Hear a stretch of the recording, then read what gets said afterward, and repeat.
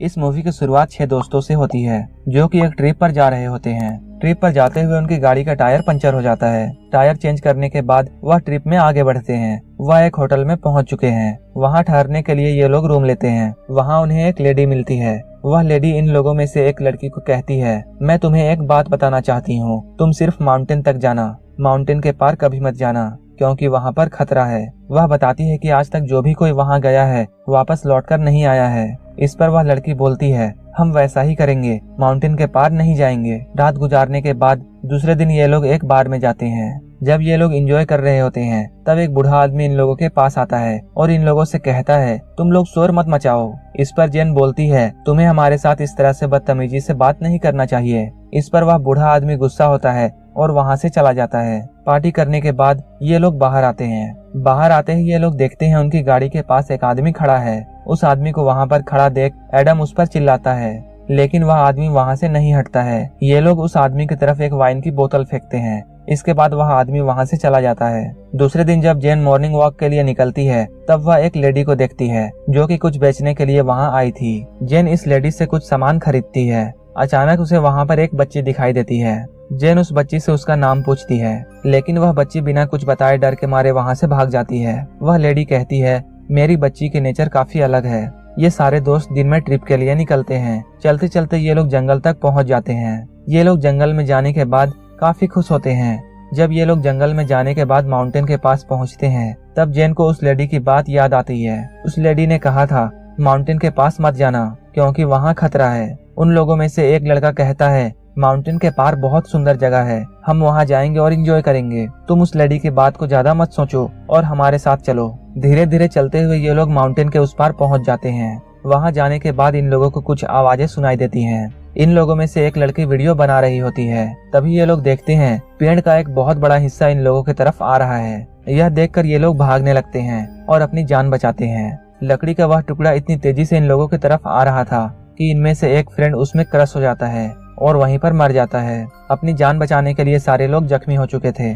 जब ये सभी लोग वहाँ उठते हैं तब ये देखते हैं कि उनका एक फ्रेंड वहाँ नहीं है और ये लोग उस फ्रेंड को देखने जाते हैं। जब ये लोग अपने दोस्त के पास पहुँचते हैं तब ये देखते हैं उसकी हालत काफी ज्यादा खराब हो चुकी है और उसका चेहरा अब देखने लायक भी नहीं है। ये सारे लोग यह देखकर डर जाते हैं। तब ये लोग डिसाइड करते हैं इन लोगों को यहाँ से जल्दी से चले जाना चाहिए।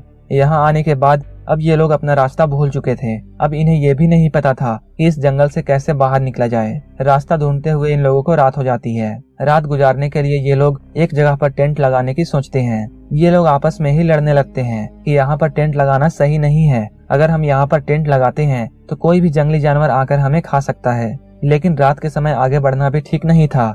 आखिरकार ये लोग टेंट लगाने के लिए यहाँ पर राजी हो जाते हैं। टेंट लगाने के बाद ये लोग आराम करने लगते हैं। आधी रात को जेन की नींद खुलती है। उसे वहाँ पर किसी की आहट सुनाई देती है। सुबह जब ये लोग उठते हैं तब वह देखते हैं कि उनकी एक दोस्त गायब हो चुकी है। ये लोग कांटेक्ट करने के लिए मोबाइल फोन तलाशते हैं, लेकिन मोबाइल भी इन लोगों के बैग से गायब हो चुकी है। उसी वक्त जेन इन लोगों को बताती है, कल रात को मैंने किसी की आहट महसूस की थी और मैंने उसकी परछाई भी देखी थी। ये लोग अपनी दोस्त को ढूंढने के लिए निकल जाते हैं। एडम को वहाँ पर एक बच्ची नजर आती है। जेन बोलती है, मैंने इस बच्ची को पहले भी देखा है। जेन उस बच्ची से पूछती है, तुम यहाँ पर क्या कर रही हो? लेकिन एडम को ऐसा लगता है यह बच्ची उन लोगों के साथ मिली हुई है जिन लोगों ने इनकी दोस्त को गायब किया है और इसलिए एडम उस बच्ची के पीछे दौड़ने लगता है। भागते हुए एडम का पाँव एक ट्रैप पर फंस जाता है और वह जमीन पर गिर जाता है। एडम का पाँव जिस ट्रैप में फंसा था उसमें एक चैन बंधी थी और वो चैन एडम को घसीटने लगती है। वह चैन एडम को घसीटते हुए अंडरग्राउंड शेल्टर में पहुंचा देती है और वो अंदर जाकर गायब हो जाता है। उसके दोस्त एडम को नहीं देख पा रहे थे। ये लोग यह सब देखकर काफी ज्यादा घबरा जाते हैं और ये लोग फैसला करते हैं ये लोग अंदर नहीं जाएंगे क्योंकि इन्हें लगता है अगर ये लोग अंदर जाएंगे तो जिसने भी एडम को अंदर खींचा है वह इन लोगों को भी मार डालेगा। तब ये लोग लकड़ी का एक टुकड़ा लेकर वहाँ पर गाड़ देते हैं और दूर जाकर छुप जाते हैं और किडनैपर का वहाँ आने का वेट करते हैं। ये लोग सोचते हैं कि जैसे ही किडनैपर बाहर आएगा ये लोग उस पर हमला करके उससे पकड़ लेंगे। तब ये लोग देखते हैं दो आदमी इनके फ्रेंड्स को लकड़ी पर लटका कर ला रहे हैं। उनमें से एक लड़का इनके पास आता है और कहता है कि तुम मेरी फ्रेंड को छोड़ दो, नहीं तो मैं तुम लोगों का बुरा हाल करूंगा। वो लोग एडम को नीचे पटक देते हैं। एडम पहले तो बेहोश होता है लेकिन बाद में उसे होश आ जाता है। वह लकड़ी का एक टुकड़ा लेकर उठता है और उन किडनैपर्स पर हमला कर देता है। वो उन किडनैपर्स को बहुत मारता है। वहीं दूसरा किडनैपर मौके का फायदा उठाकर वहां से भाग जाता है।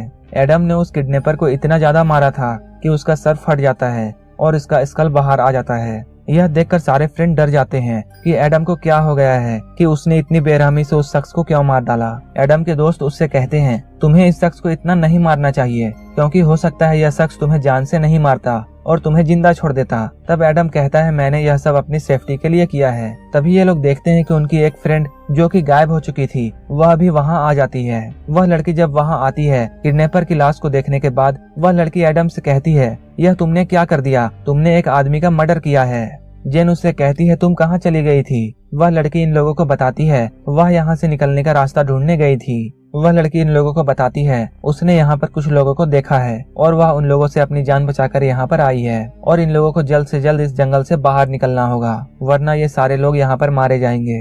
इन सब के बाद ये लोग आगे बढ़ते हैं। आगे बढ़ते हुए इन लोगों को आहट सुनाई देती है। उस डरावनी आवाज को सुनने के बाद ये लोग अलग अलग होकर भागने लगते हैं। भागते हुए एक लड़के का पैर ट्रैप में फंस जाता है। जैसे ही वह उस वायर को छूता है दूर से एक हथियार आता है और उसके चेस्ट पर लग जाता है। वह लड़का जमीन पर नीचे गिर जाता है लेकिन उसकी जान बच जाती है। यह सब देखकर ये लोग भागने लगते हैं। भागते हुए उनकी एक दोस्त गड्ढे में गिर जाती है। एडम उस लड़की को बचाने के लिए गड्ढे के पास जाता है। तब एडम देखता है वह लड़की जिस गड्ढे में गिरी है बहुत सारी लकड़ियां स्पाइक की तरह रखी हुई हैं और इसमें से बहुत से लकड़ियां इस लड़की के पेट के आर पार हो चुके हैं। वह लड़की हेल्प के लिए चिल्लाती है लेकिन एडम यह सब देखकर इतना डर चुका था कि वहां से डर के भाग जाता है। एडम के जाने के बाद वह लड़की चिल्लाने लगती है। उसी वक्त वह लड़की देखती है वहां पर एक शख्स आ चुका है जिसने अपने चेहरे पर एक डरावनी मास्क पहन रखी है और उसके हाथ में तीर और धनुष है। वह शख्स इस लड़की पर हमला करता है और यह लड़की यहीं पर मर जाती है। अब सिर्फ 4 लोग बचे होते हैं और ये लोग अपनी जान बचाने के लिए इधर उधर भाग रहे होते हैं। लेकिन उसी वक्त कोई शख्स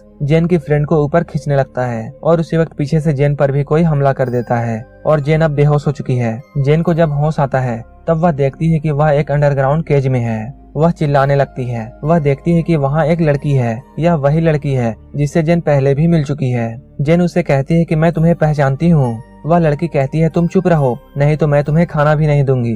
जेन उस लड़की से हेल्प मांगती है लेकिन वह लड़की उस अंडरग्राउंड केज का दरवाजा बंद कर देती है। थोड़ी देर बाद उस पिंजरे में जेन के लिए एक सीढ़ी फेंका जाता है। तब जेन सीढ़ी चढ़कर ऊपर आती है। ऊपर आने के बाद जेन देखती है उसके चारों फ्रेंड पकड़े जा चुके हैं। इसके बाद उन लोगों का चेहरा ढक दिया जाता है और इन लोगों को एक कबीले पर ले जाया जाता है। इन लोगों से कहा जाता है सब लोग घुटने टेक लो। तब इन लोगों के चेहरे से नकाब हटाया जाता है। नकाब हटते ही ये लोग देखते हैं कबीले का लीडर इनके सामने बैठा हुआ है। वह लीडर इन लोगों से कहता है तुम लोग हमारे जंगल में आ गए हो और तुम लोगों ने मेरे एक साथी को भी मार डाला। जेन उस कबीले के सरदार से कहती है हमने किसी को नहीं मारा है। तब वह दूसरा किडनैपर जो कि अपनी जान बचाने के लिए वहां से भागा था वह इन लोगों के पास आता है और कहता है तुम्हारे दोस्त को बचाने के लिए हम लोग माउंटेन की दूसरी पार उसे छोड़कर आने वाले थे लेकिन उसने मेरे ही एक साथी को मार डाला।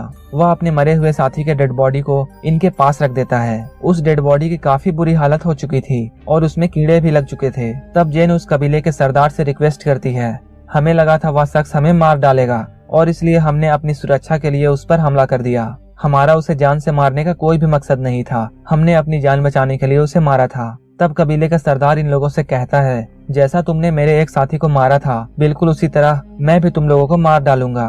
वह लीडर एडम को एक जगह पर लेटा देता है। इस कबीले का सरदार एक लकड़ी उठाता है और एडम के सर पर वार करने लगता है। वह एडम के सर पर इतना मारता है जब तक उसके सर का कीमा न बन जाए। वह बहुत ही बुरे तरीके से एडम को मार डालता है। यह सब देखकर उसके फ्रेंड काफी ज्यादा डर जाते हैं। यह देखकर जेन का एक दोस्त अपनी जान बचाने के लिए वहां से भागने की कोशिश करता है। वह भाग ही रहा होता है। उसी वक्त इस कबीले का लीडर उसके तरफ एक चाकू फेंकता है और वो चाकू सीधा जाकर उस लड़के को लग जाता है और वह लड़का वहीं पर जमीन में गिर जाता है। इसके बाद वह लड़के को पकड़ लेता है और एक रॉड को गर्म करता है। गर्म करने के बाद उस रॉड से उस लड़के की दोनों आंखों को फोड़ देता है। उस लड़के के दोनों आंखों को फोड़ने के बाद उसके आंखों में बड़े बड़े गड्ढे हो जाते हैं। इसके बाद जेन से कहा जाता है हम लोग तुम्हें भी इसी तरह की मौत मार देंगे। जेन इन लोगों से कहती है तुम हमें मत मारो, तुम जो कहोगे हम मानेंगे, तुम जैसा चाहोगे हम करेंगे। जेन की बातों को सुनने के बाद वहाँ का लीडर जेन से कहता है हम तुम्हारे दोस्तों को अपनी गुलामी के लिए रख लेंगे लेकिन तुम मेरे लिए क्या करोगी। इस पर जेन कहती है तुम जो चाहोगे मेरे साथ कर सकते हो और तुम जैसा चाहोगे मैं वैसा ही करूंगी लेकिन तुम हमें मत मारो। यह सुनने के बाद वह लीडर जेन की बात मान लेता है और इन लोगों को नहीं मारता है। इसके बाद हमें एक बूढ़ा शख्स दिखाई देता है जो कि जेन के फादर हैं। वह अपनी बेटी को ढूंढने के लिए उसी जगह पर आ जाते हैं। जेन के फादर नजदीक के पुलिस स्टेशन जाते हैं और वहां जेन की फोटो दिखाकर कहते हैं यह मेरी बेटी है और इस जगह पर आकर वह गायब हो गई है। इसके बाद उस पुलिस ऑफिसर से जेन के फादर पूछते हैं क्या आपने इस लड़की को कहीं देखा है? तब वह पुलिस ऑफिसर जवाब देता है मैंने इस लड़की को कहीं नहीं देखा है। जेन के फादर इसके बाद बार में जाते हैं। वहाँ पर वह बूढ़ा शख्स जेन के फादर को मिलता है। जेन की फोटो दिखाकर वह पूछते हैं क्या तुमने मेरी बेटी को देखा है? इस पर वह बूढ़ा आदमी जेन के फादर को मारता है और उससे कहता है मुझे पता है तुम्हारी बेटी कहाँ गई है और अब वह वापस नहीं आएगी और वहीं पर वह मारी जाएगी। तब वह बूढ़ा आदमी जेन के फादर को बताता है मैंने उन लोगों को माउंटेन के पीछे जाते हुए देखा है और वहाँ जो भी जाता है वापस लौटकर नहीं आता है। इसके बाद जेन के फादर डिसाइड करते हैं वह अपनी बेटी को बचाने के लिए वहाँ जाएंगे। उनके साथ और भी 2 लोग होते हैं। ये तीनों जेन को बचाने के लिए निकल जाते हैं। जब ये लोग जंगल क्रॉस कर रहे होते हैं इन लोगों को एक ट्रैप दिखाई देता है। ये लोग उस ट्रैप से बचते हुए आगे बढ़ते हैं, लेकिन उसी वक्त एक और ट्रैप में ये फंस जाते हैं और एक बड़ा सा पेड़ का टुकड़ा इन लोगों पर गिर जाता है।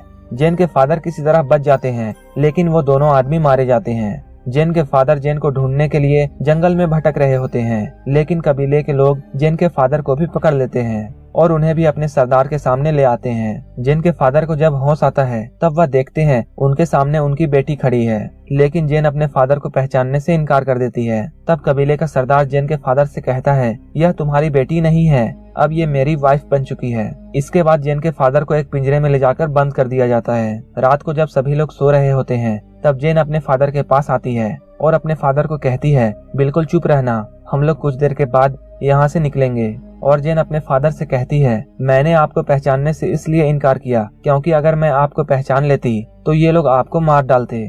इसके बाद ये दोनों बाप बेटी यहाँ से भागने लगते हैं। वहाँ से भागते हुए जेन को उसका फ्रेंड मिल जाता है। वह अपने फ्रेंड से कहती है तुम भी हमारे साथ भाग चलो, लेकिन उसका फ्रेंड जेन से कहता है मुझे इन लोगों के साथ अब अच्छा लगता है और मैं इस जगह को छोड़कर अब नहीं जाऊंगा। इसके बाद जेन अपने दोस्त को वहीं छोड़कर आगे बढ़ जाती है। जेन और उसके फादर भाग रहे होते हैं, लेकिन इसकी खबर कबीले वालों को लग जाती है।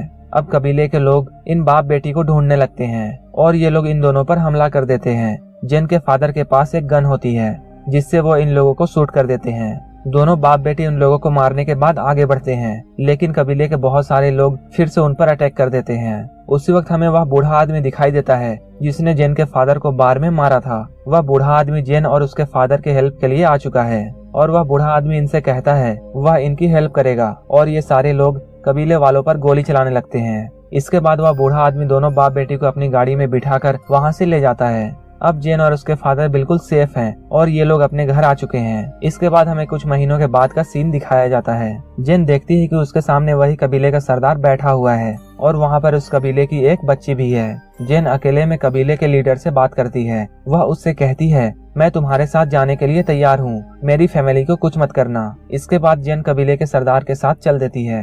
जेन इसके साथ गाड़ी में बैठकर जा रही होती है, लेकिन इनकी गाड़ी का वहीं पर एक्सीडेंट हो जाता है। जेन अचानक गाड़ी से बाहर आती है और जेन के हाथ में एक चाकू होता है। जेन चाकू से इन लोगों पर हमला कर रही होती है। जेन को हमला करता देख कबीले का लीडर वहाँ से जान बचाकर भागने लगता है, लेकिन जेन उसे पकड़ लेती है और कबीले के लीडर को मार डालती है। इसके बाद जेन उस बच्ची को लेकर वहाँ से आगे बढ़ जाती है और यह मूवी यहीं पर खत्म हो जाती है। अगर आपको यह मूवी अच्छी लगी हो तो एक लाइक जरूर कर देना और इसी तरह की मूवीज देखने के लिए मेरे चैनल को सब्सक्राइब करके बगल वाले बेल आइकन पर भी क्लिक कर लेना ताकि आप हमारी कोई भी वीडियो मिस ना करें।